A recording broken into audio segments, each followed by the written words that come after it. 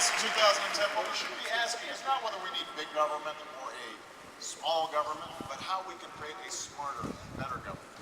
Because in an era of iPods and TiVo, where we have more choices than ever before, even though I can't really work a lot of these things, but I have 23-year-olds who do it for me.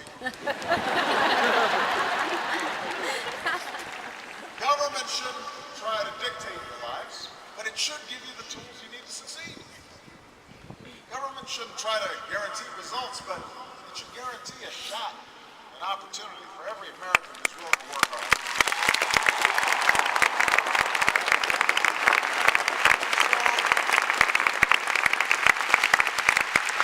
So yes, we can and should debate the role of government in our lives.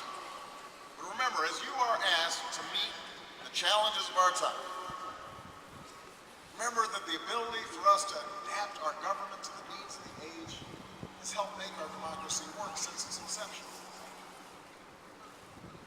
Now, the second way to keep our democracy healthy is to maintain a basic level of civility in our public debate.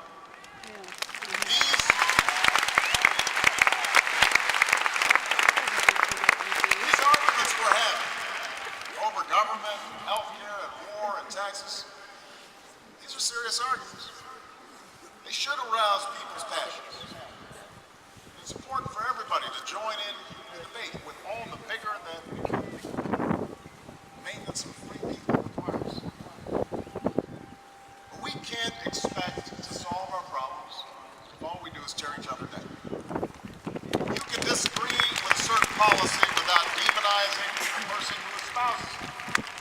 You can question somebody's views and their judgment without questioning their motives or their patriotism. Throwing around phrases like socialist, Soviet-style takeover, fascist, right-wing nut, that may grab headlines, but it also has the effect of comparing our government, our political opponents, to authoritarian, even murderous regimes. Now, we've seen this kind of politics in the past. It's been practiced by both fringes of the ideological spectrum, by the left and the right, since our nation's birth, but it's starting to creep into the center of our discourse. The problem with it is not the hurt feelings and the bruised egos of the public officials who are criticized. Remember, they signed up for it. Michelle always reminds me that. The problem is that this kind of vilification and over-the-top rhetoric closes the door to the possibility of compromise. It undermines democratic deliberation. It prevents learning, since after all, why should we listen to a fascist or a socialist or a right-wing nut or a left-wing nut? It makes it nearly impossible for people who have legitimate but bridgeable differences to sit down at the same table and hash things out. It robs us of a rational and serious debate, one we need to have about the very real and very big challenges facing this nation. It coarsens our culture, and at its worst, it can send signals to the most extreme elements of our society that perhaps violence is a justifiable response. So what do we do? As I found out after a year in the White House, changing this type of politics is not easy. And part of what civility requires is that we recall the simple lesson most of us learned from our parents. Treat others as you would like to be treated, with courtesy and respect.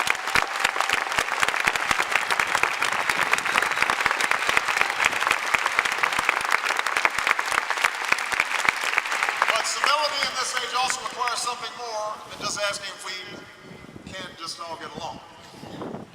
Today's 24/7 echo chamber amplifies the most inflammatory sound bites louder and faster than ever before.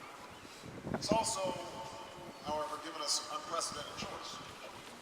Whereas most Americans used to get their news from the same three networks over dinner or a few influential papers on Sunday morning, we now have the option to get our information from any number of blogs or websites or cable news shows. And this can have both a good and bad development for democracy.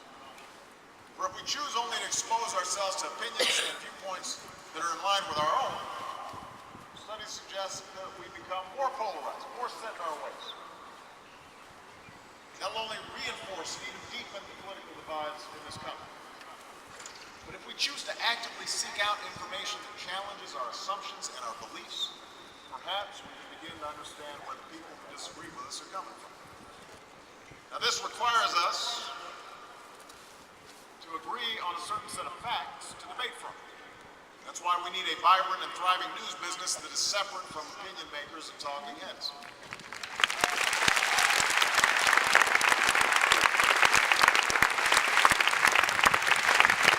That's why we need an educated citizenry that values hard evidence and not just assertion.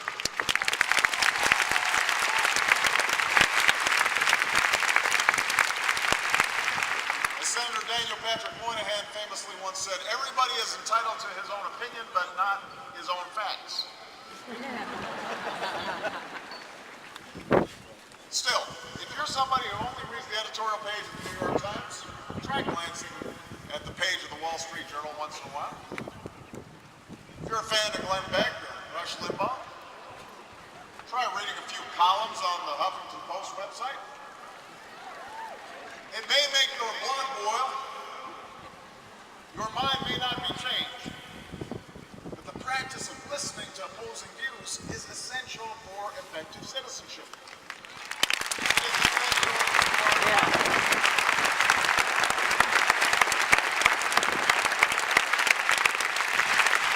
So too is the practice of engaging in different experiences with different kinds of people. I look out at this class and I realize for 4 years in Michigan, you have been exposed to diverse thinkers and scholars, professors and students. Don't narrow that broad intellectual exposure just because you're leaving here. Instead, seek to expand it. If you grew up in a big city, spend some time with somebody who grew up in a rural town. If you find yourself only hanging around with people of your own race or ethnicity or religion, include people in your circle who have different backgrounds, life experiences. You'll learn what it's like to walk in somebody else's shoes, and in the process, you'll help make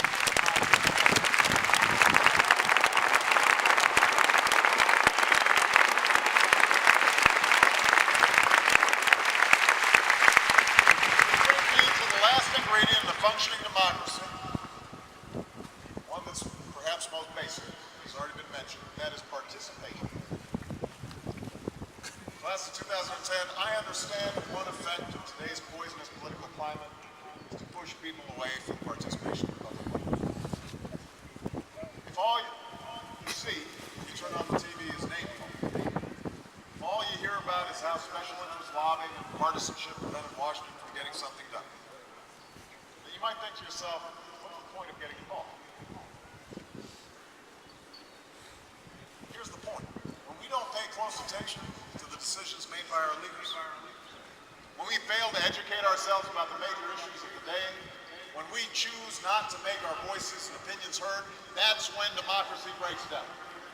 That's when power is abused. That's when the most extreme voices in our society fill the void that we leave. That's when powerful interests and their lobbyists are most able to buy access and influence in the corridors of power, because none of us are there to speak up and stop them.